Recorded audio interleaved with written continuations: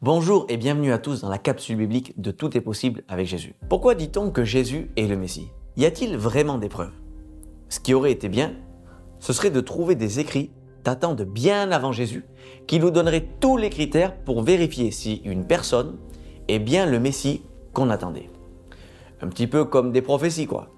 Il paraît qu'il y en a quelques-unes dans l'Ancien Testament, alors allons les décrypter et voyons ensemble si Jésus est réellement le Messie. Premièrement, Bethléem. Selon le prophète Michée, qui vivait bien avant l'arrivée de Jésus, avait prédit que le Messie devait naître à Bethléem. C'est pas de chance que Marie et Joseph, les parents de Jésus, vivent à Nazareth, un village bien plus au nord. Et il n'y a donc aucune raison pour que Jésus naisse à Bethléem. Sauf que l'Empire romain, qui est la puissance dominante du territoire à cette époque, décide soudainement de recenser la population. Chacun est donc tenu d'aller s'enregistrer dans le lieu d'origine de sa famille. Et le père de Jésus, étant de la lignée de David, retourne dans son village avec sa femme Marie. Seulement, Marie était enceinte pendant ce recensement, mais elle n'était qu'au début de sa grossesse. Encore un autre miracle a lieu, parce que le peuple juif demande à ce moment-là un dégrèvement fiscal à César. Et cette demande, elle va retarder un peu plus le recensement, ce qui aura pour conséquence que Marie se rendra à Bethléem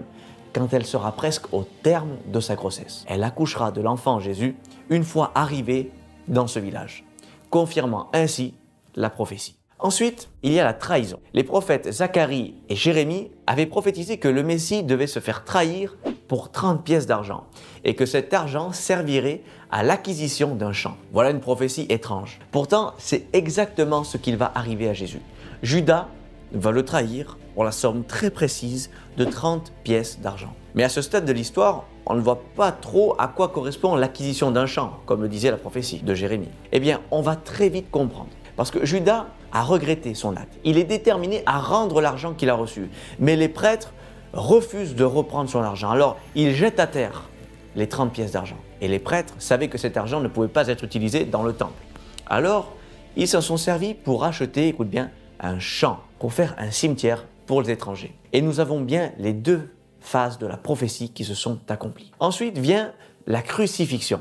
Le psaume 22 décrit comment le futur Messie devait souffrir et mourir. Est-ce que Jésus coche bien tous ces critères? Il est dit que les gens qui assistaient à cette scène se moquaient de lui. C'est bien ce qui est arrivé à Jésus sur la croix. La foule se moque de lui et même l'un des brigands qui est sur la croix à côté. Il est dit aussi que les vêtements du Messie seront tirés au sort. Voilà une prophétie étrange quand elle est sortie de son contexte. Pourtant, c'est ce qui va arriver aussi à Jésus.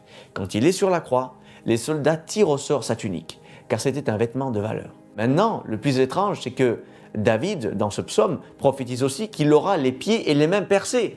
C'est étrange parce que la crucifixion n'est pas du tout connue à l'époque de ce psaume. Mais c'est ce qui arrivera 900 ans plus tard. Jésus sera crucifié, ses pieds et ses mains seront percés. En conclusion, on peut dire qu'il existe des dizaines et des dizaines d'autres prophéties de ce genre, toutes confirmant que Jésus est bien le Messie, attendu par les prophètes de l'Ancien Testament.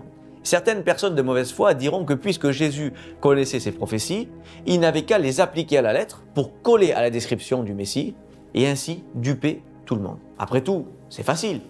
Il n'y a qu'à naître miraculeusement, il n'y a qu'à marcher sur l'eau, rendre la vie aux aveugles, faire marcher les paralytiques, se faire crucifier, mourir aussi dans d'atroces souffrances pour ensuite ressusciter 3 jours après. C'est si facile. Allons, un peu de bon sens. On ne peut que admettre tous ensemble qu'il est le Christ.